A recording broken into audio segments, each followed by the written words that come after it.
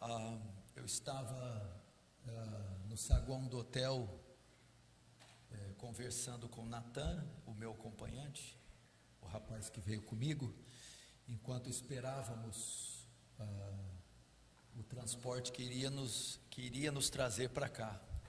Estávamos conversando sobre a corrupção do meio evangélico nos dias atuais, a degradação dos púlpitos, da pregação.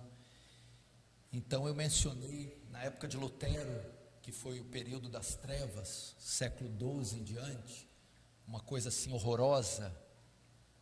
O Papa Leão X, na intenção de construir a Basílica de São Pedro, cria ali então, formula a venda das indulgências, um documento que livraria os pecadores do purgatório.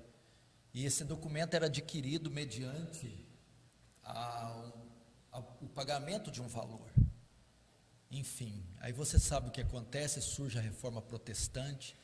Mas imagina, mesmo o período chamado das trevas, comparado aos dias de hoje, é meio-dia.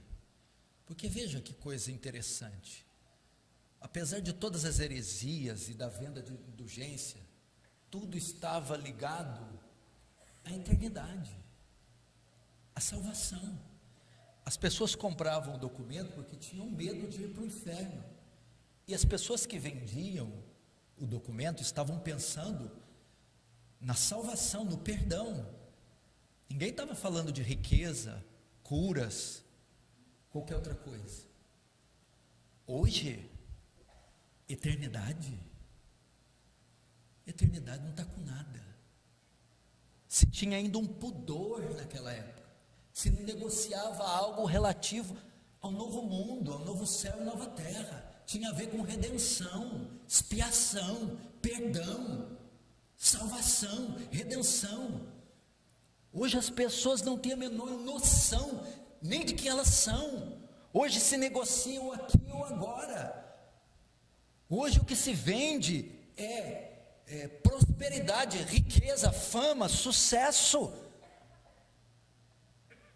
Faz com que as indulgências sejam coisa de criança. Não há nenhuma menção de redenção, nenhuma menção de céu, de perdão, de inferno e de condenação. Isso é um absurdo. Isso foi retirado dos púlpitos.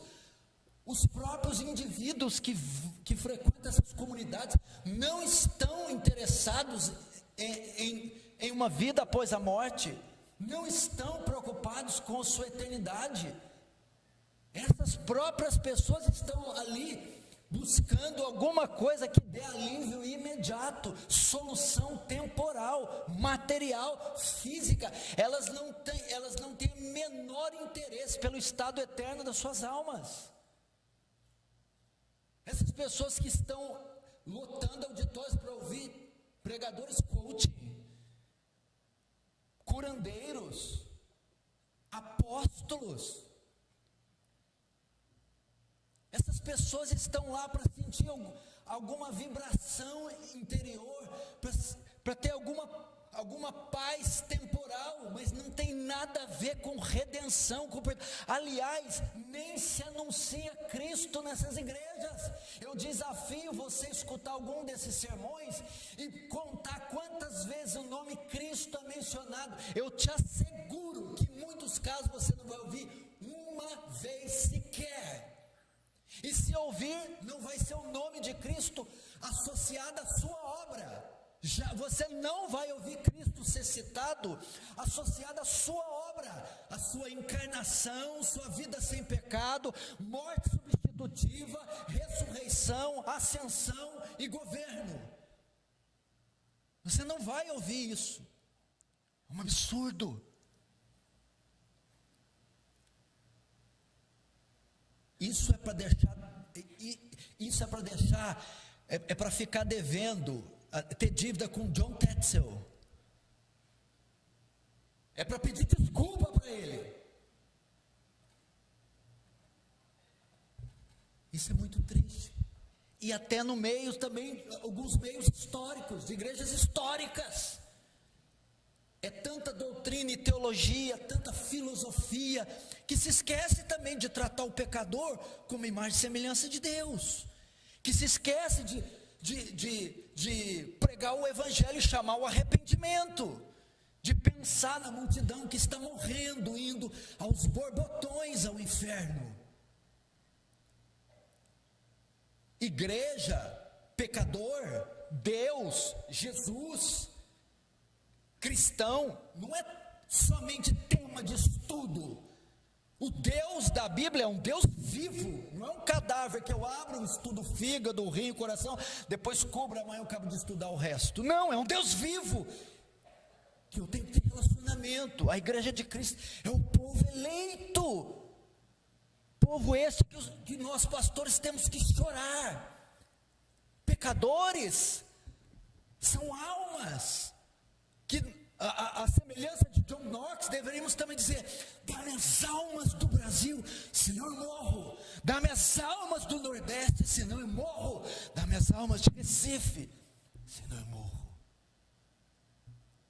O que nós estamos precisando é de um avivamento.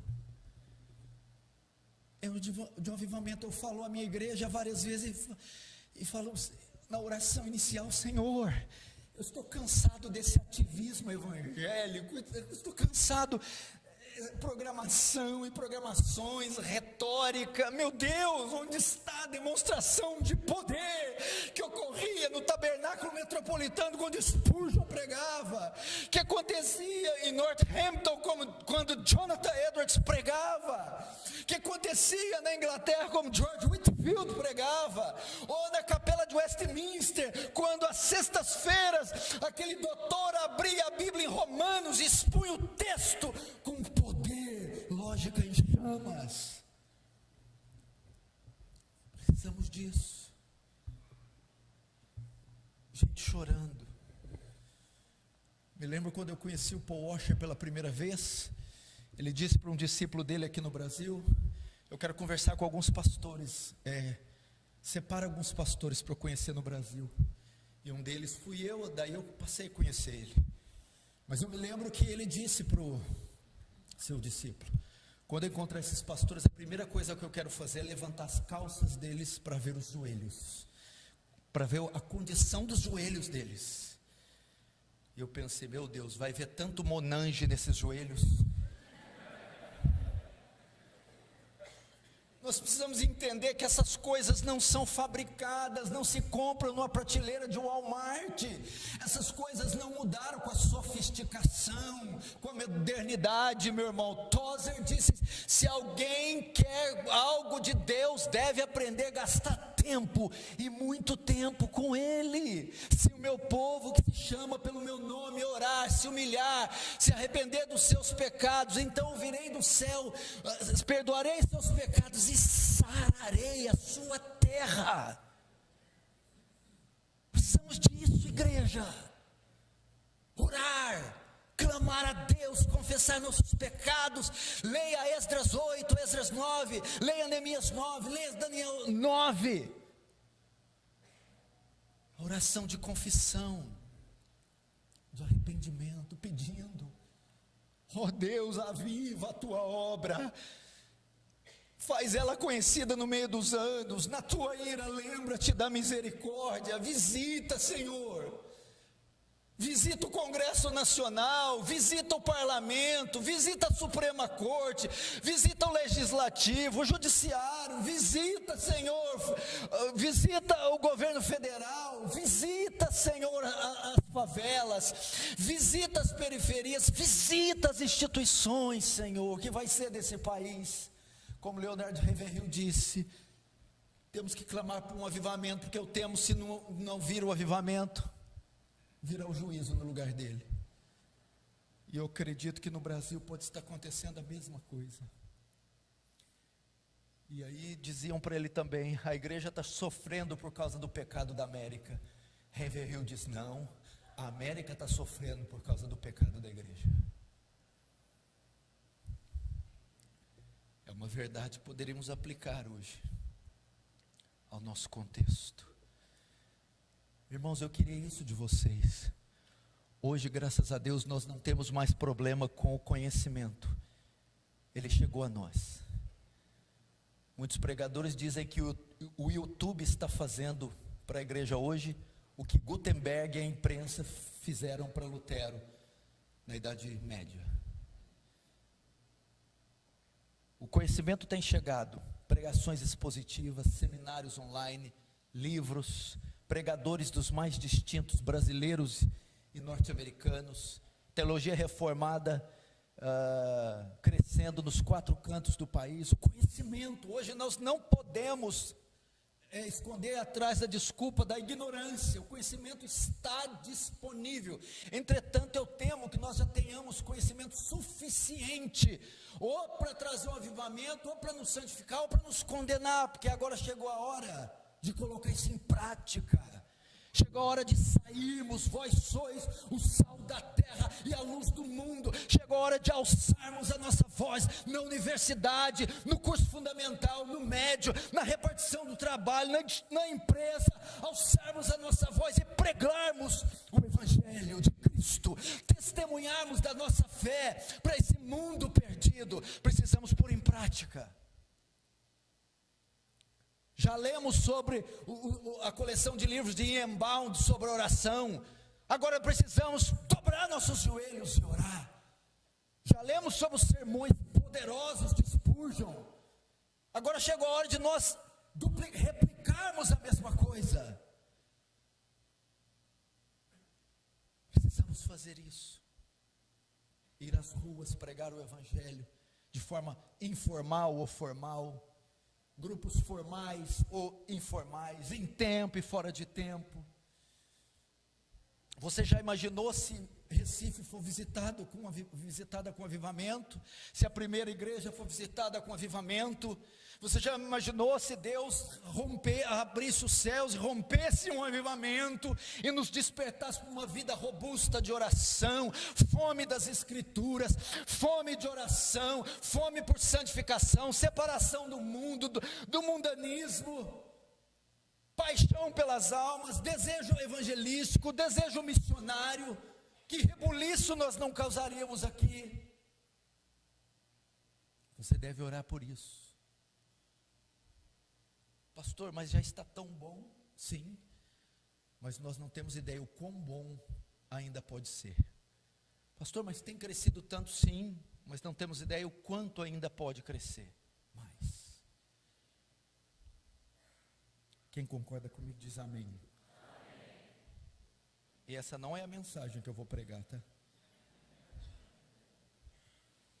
Agora eu nem sei o que eu prego mais.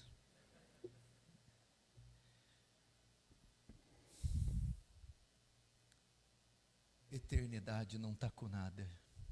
Meu Deus. Papa Leão, John Tetzel, purgatório, indulgência. O que você encontra hoje? Uma miserável arca da aliança para pôr na tua casa, um lenço ungido.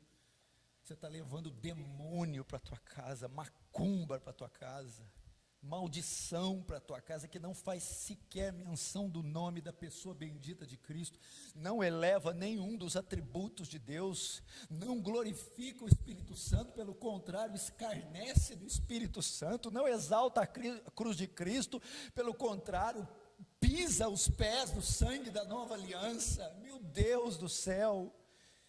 E levando essa multidão inteira para o inferno de olhos vendados.